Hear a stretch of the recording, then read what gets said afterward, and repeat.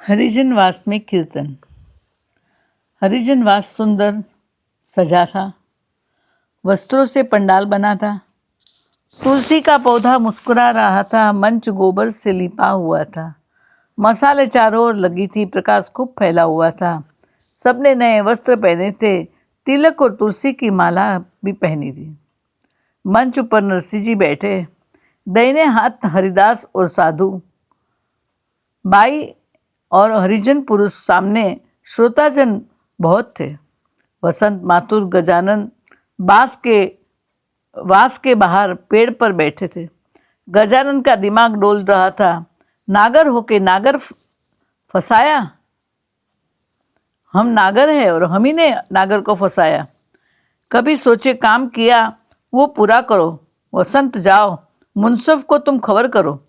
नरसिंह ने अधर्म जमाया है, अछूतों के बीच कीर्तन कर रहे हैं।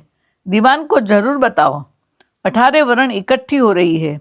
इतने लोग अछूतों के न हो, यानी इतने लोग जो भीड़ है वो केवल अछूत नहीं है, दूसरी जात के लोग भी इकट्ठे हुए हैं।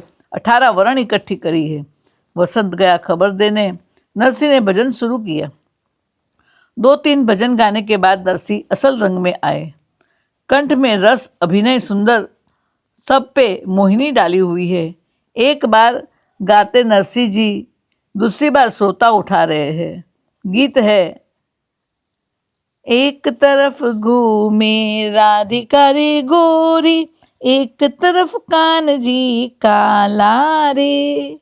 धीरे धीरे घूमो रे कान जी काला, मटकी फूटे हमारी रे। मटकी फूटेगी और चोली भीगेगी, टूटेगी मोती की माला रे। नरसिंह जी को भजन में प्यास लगती। रतन सदा पानी लेके संग रहा करती। अभी वो पहुंची नहीं थी। इस भजन गाते 3 बार आवाज दी पानी के लिए। वो 3 सोचे कहीं भगत यहाँ पानी न पी ले। नरसिंह जी की आवाज नजर अचानक बदल गई। आश्चर्य से मंच के सामने छेड़े नजर रुक गई। आनंद विभोर हो गए। सब उन्हें देखे और उस तरफ वहां नरसिंह जी की नजर अटकी है, जहां जिस तरफ। क्यों अटकी थी? क्योंकि उन्हें भगवान सखी के रूप में दिखाई देने लगे। वो बोलने लगे, ये देखो कोई खड़ी अंगड़ाई लेती, कोई मोहिनी आई रे लोल। वाहरे बाजूबंद बेरखा सोहे, मन मेरा मोहे जाऊं वारी।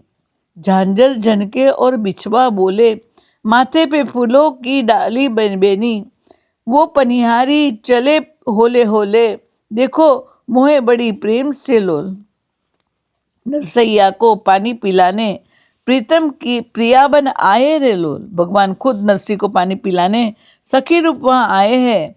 गोरी तारे त्राजुड़े रे मोह माया, मुनिवर मुराया। हे गोरी, तेरे रूप पर बड़े बड़े ऋषि मुनि मोहित हो गए हैं। ऐसे नरसिंह जी पद गाने लगे। आसो इस प्रकार प्रभु के साथ नरसिंह नारी वेश में आए हैं पास, और कहते हैं कि लीला वो गा रहे हैं। नरसिंह का कंठ खुल गया, प्यास मिट गई। भजन पे भजन गाए जा रहे हैं। उसी वक्त रतन और उसका भाई आया पानी लेकर। वे राह भूल गए थे। रतन ने भाई को प्याला भर दिया। कहा, जरा जोर से बापजी से कहो पानी लियो, कब के प्यासे हुए होगे। भाई ने आवाज दिया। मेहताजी की आंख खुली। दोनों को देखा। नरसिंह अभी भाव में ही था तो उन्होंने गाया, बंध एनो तत्क्षण आ उठ्यो, આવ્યો મંદિર જાળી રે। રતનબાઈ ઘણું વ્યાકુળ ફરે છે, તમો લ્યો ને મહેતાજી પાણી રે। પરમેશ્વરે પુત્રી કરી જાણી, સભા મધ્યે આણી રે। अंतर ध्यान थया अलबेला। भगवान अदृश्य हो गए रतन के आते। बात क सहु कोण जाणी रे। जय जयकार थयो जगमा है, हरख वध्यो हइये रे। नरसैयानो स्वामी भले मळ्यो, एना चरण कमल मां रहिए रे। सब समझ गए सुनने वाली संगत कि अभी प्रभु आए थे और नरसिंह जी ने देखा, नरसिंह जी को प्यास लगी थी और नरसिंह जी को जल पिला के प्रभु अदृश्य हो गए। उसी वक्त रतन आई। इस प्रकार यहाँ लीला साक्षात हुई। हरिजनवास में प्रभु भी आए, भगत आए तो फिर प्रभु नहीं आएंगे।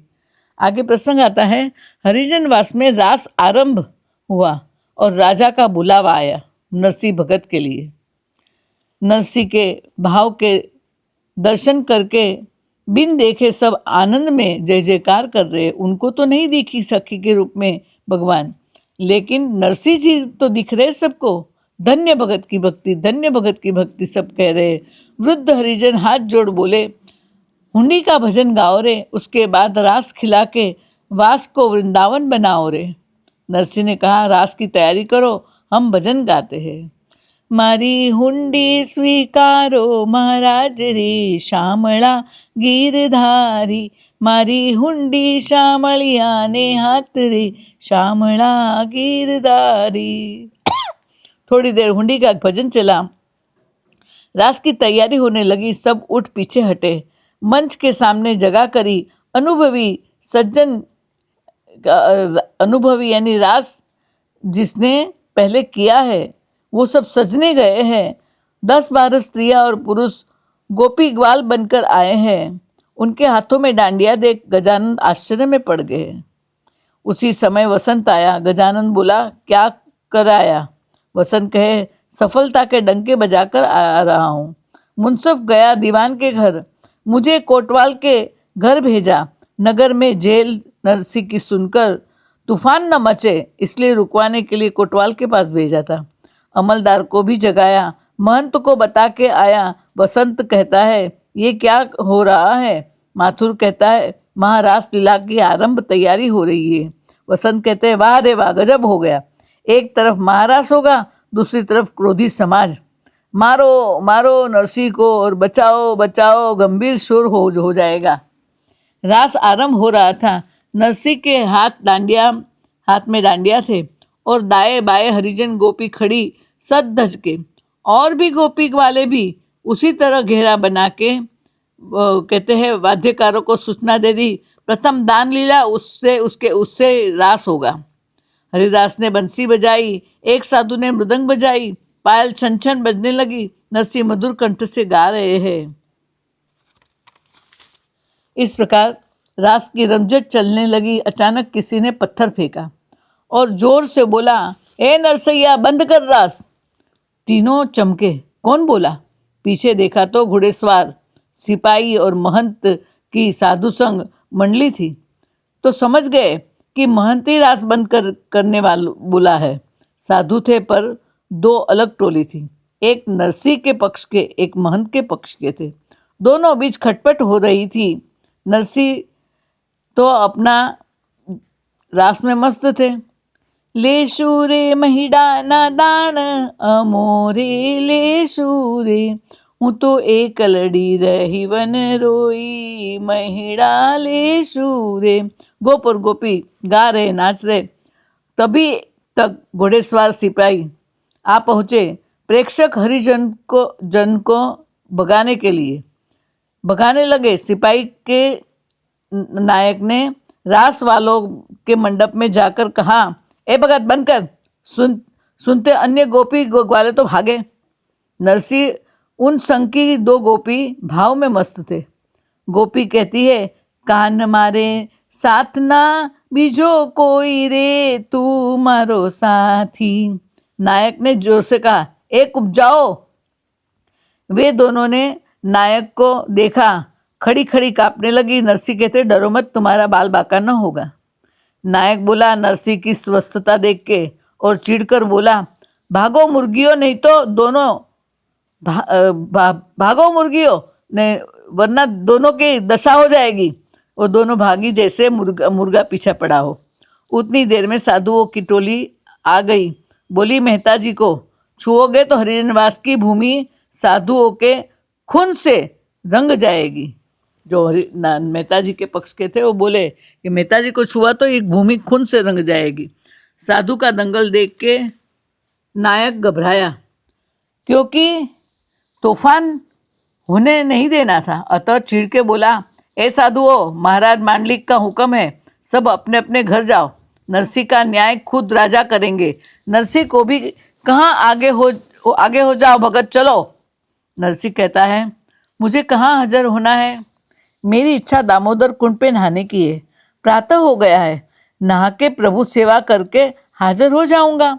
नायक कहता है, नहीं नहीं, आगे चल, दीवान का हुक्म है। वैसे नायक परिचित था, पर हरिजनवास में नरसी आया, इसलिए उसको भी चिढ़ थी। नरसी विचार में था। नायक ने फिर जोर से कहा, हो जाओ आगे, सुनता नहीं है। उसी वक्त एक सवार आ पहुंचा, बोला, सब्र करो, सब्र करो। हरिजन घर में घुस के खड़े देख रहे थे, अपने अपने घरों में घुस के खड़े होके देख रहे थे हरिजन सब। रतन का भाई हरिदास नरसी के पास आके खड़े हो गए। सवार कहता है, सवार राजा का अंग रक्षक था। वो बोला, रानी की आज्ञा है कि नरसी जी को जरा भी दुख मत देना। और नरसी जी से हाथ जोड़ के कहा, मेहताजी, महाराज का हुक्म है, प्रातः दरबार लगे तब आ जाइएगा। नायक का मुंह उतर गया, वो तीन का भी मुंह उतर गया। नरसी कहते, जैसी महाराज की आज्ञा। फिर सबको हाथ जोड़कर जय श्री कृष्ण कह के निकले। कुछ वृद्ध हरिजन आदि बाहर आके पैर पड़े। नरसी अपने ठाकुर को याद करते हुए घर की ओर चले। रतन बोली, बाप जी, राजा आपको क्या करेंगे?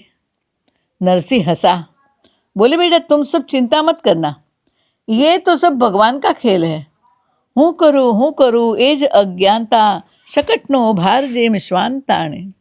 रतन का भाई बोला, ऐसा क्यों कहते हैं? राजा ने आपको हाजिर होने नहीं कहा क्या? नरसी कहता है, राजा ने नहीं, संसार भर के स्वामी ने हाजिर होने कहा है, उसकी लीला वही जाने। कुंड का रास्ता आते नरसी ने हरिदास से कहा, सब सामान घर छोड़कर तुम मेरी धोती कुंड पे ले आओ। कह के जय श्री कृष्ण और पुनः गाते गाते चले। चित्त चैतन्य विलास तद रूप है, ब्रह्म लटका करे ब्रह्म पासे। ब्रह्म के सामने नाटक कर रहा है। कहीं राजा बन के बैठा है, मैं भगत हूँ, कहीं सिपाही है, कहीं अमलदार है, कहीं नागरी नाथ है, सब वही तो बना हुआ है, खाली लीला हो रही है। बोलिए वृंदावन विहारी लाल की जय। श्याम सुंदर भगवान की जय।